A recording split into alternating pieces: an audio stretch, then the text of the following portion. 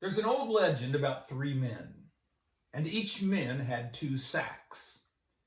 One sack was tied around their neck in such a way that it hung over the front of their body, and the other sack was tied around their neck in such a way that it fell over the back of their body. Well, the first man was asked about his two sacks. And he said, well, the sack that hung over his back is filled with all the good things people had done. And it brought him such joy to think about them.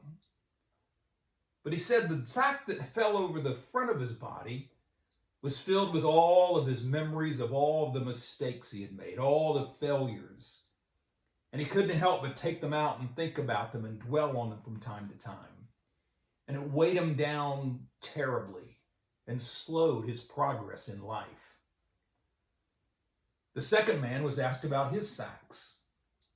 And he said, well, the sack that fell over the front of his body was filled with all the good things that he had done. And he said, I hate to admit it, but from time to time, I just can't resist the temptation to take them out and show them off to people, all the good things that I've done. And the sack that hangs over my back, he said, though, is filled with all my failures and all of my mistakes. And he said, it's such a burden upon my life. The third man was asked about his two sacks. And he said, well, the one that hangs over the front of my body is filled with all the positive thoughts I have in life, the positive thoughts I have about myself and other people, the blessings that God has bestowed upon me. And the one on my back, well, that sack is empty.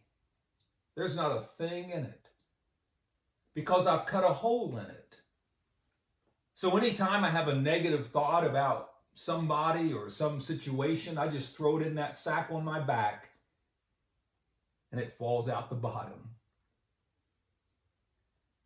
So as we move into a new year, what are in your sacks? What are you carrying around, if anything, as we go into this new season? Thank you for watching, and be kind.